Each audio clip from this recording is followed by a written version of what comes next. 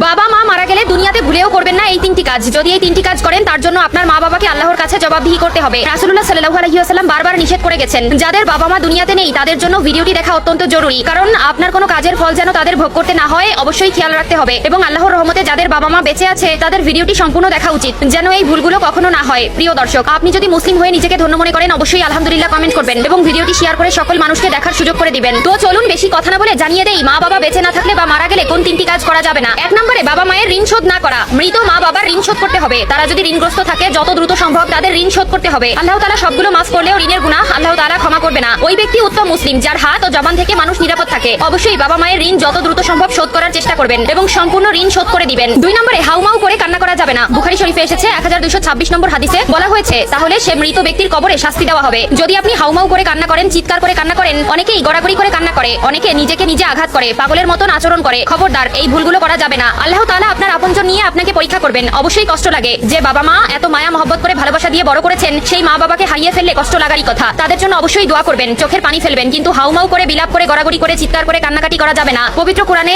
এই বিষয়ে সূরা বাকারার 53, 54, 55 নম্বর আয়াতে স্পষ্ট করে বলে দিয়েছেন, না জানার কারণে সংসার জীবনে আমরা এমন কিছু ভুল করি যার জবাবদিহিতা আমাদের বাবা মায়ের করতে হয়। তারা দুনিয়ায় বেঁচে থাকতে যেমন আমাদের তাদের উপর দায়িত্ব রয়েছে, ঠিক তেমনি তারা মারা গেলেও আমাদের দায়িত্ব রয়েছে। অবশ্যই 3টি বিষয় সকলে জেনে নেবেন এবং কোনোদিন এই 3টি ভুল করবেন না। 3 নম্বরে যে কাজটি করা যাবে না সেটি হলো জানাজার জন্য দেরি করা যাবে না।